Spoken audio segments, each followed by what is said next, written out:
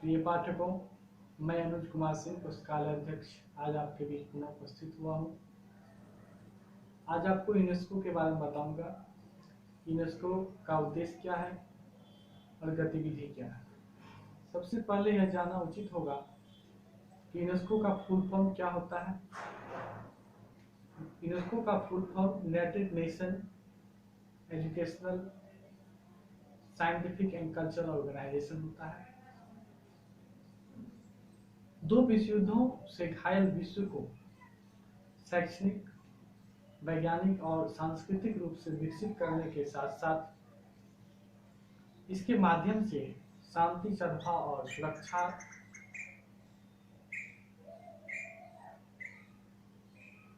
के द्वारा संयुक्त राष्ट्र संघ ने 4 नवंबर 1946 को यूनेस्को का गठन किया गया, जो संयुक्त राष्ट्र संघ का शैक्षणिक, वैज्ञानिक और सांस्कृतिक संगठन के नाम से जाना गया। यूनेस्को को संचालन करने के निम्न अंग है। प्रथम, जनरल असेंबली, जो यूनेस्को का मुख्य अंग होता है, जिसका वर्ष में 2 बार अधिवेशन होता है। दूसरा, कार्यकारी समिति, एग्जीक्यूटिव बोर्ड होता है, जो यूनेस्को की नीतियों को क्रियान्वित करती है और इसके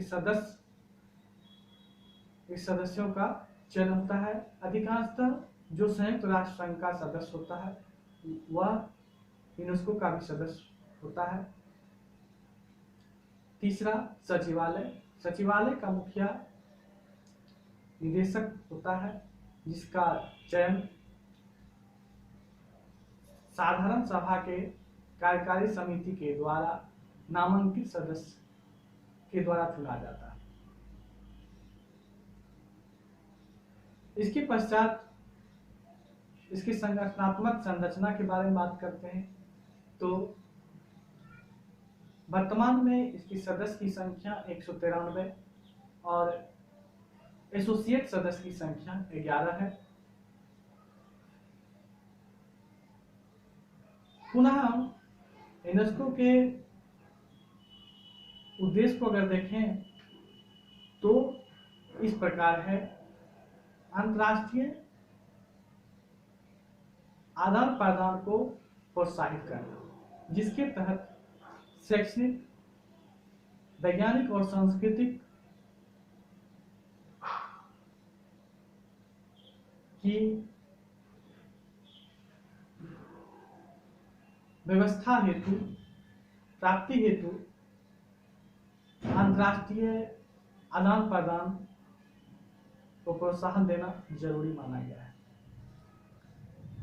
दूसरा, अंतर्राष्ट्रीय सहयोग को प्रोत्साहन देना। इसके तहत राष्ट्रीय व अंतर्राष्ट्रीय स्तर पर विज्ञान, सामाजिक विज्ञान के परियोजनाओं, अनुसंधान को मंजूरी देना, जिससे शैक्षणिक विकास हो सके। तीसरा, अंतर्राष्ट्रीय सद्भावना, जिसके तहत यूनेस्को के सदस्य राष्ट्र को सभी स्तर पर शैक्षणिक विकास के लिए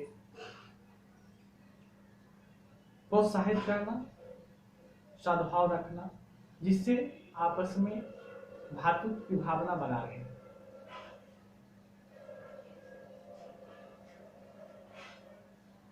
इसके बाद आर्थिक प्रगति पर सहायता प्राप्त करना। यूनेस्को के सदस्य राष्ट्रों को विकासशील एवं नवोदित राष्ट्र, सदस्य राष्ट्र जो आर्थिक दृष्टि से कमजोर है, उसको यूनेस्को के द्वारा वित्तीय सहायता प्रदान करने के साथ साथ जो अगर खामियां होती है उसको व्यवहारिक रूप से हल किया जाता है। पांचवा, विवरण केंद्र, यूनेस्को के द्वारा प्रलेखन कार्य जो चलाया जाता है उसके लिए एक वितरण केंद्र भी है जो इसको क्रियान्वित करती है। पुनः यूनेस्को का जो गतिविधि है जो वर्तमान में चल रही है, जिसके कारण आज विश्व में जो यूनेस्को के सदस्य राष्ट्र हैं वह शैक्षणिक और सांस्कृतिक और वैज्ञानिक रूप से प्रगति के पथ पर हैं, उसमें यूनेस्को का गतिविधि भी शामिल है जो इस प्रकार है। बिब्लियोग्राफिक सर्विस, प्रलेखन एवं सूचना सेवाएं, आइसोरीड, यूनिसिस्ट, नेटिस, प्रोफेशनल ट्रेनिंग, पीजीआई, कई प्रकार की गतिविधियां चल रही है जो यूनेस्को के सदस्य राष्ट्र को शैक्षणिक, वैज्ञानिक और सांस्कृतिक रूप से प्रगति के पथ पर लाने में सक्षम बन रही है और स्वावलंबी बना रही है। अतः यह कह सकते हैं कि वर्तमान समय में यूनेस्को का शैक्षणिक, वैज्ञानिक और सांस्कृतिक रूप से बहुत ही अहम योगदान है। धन्यवाद।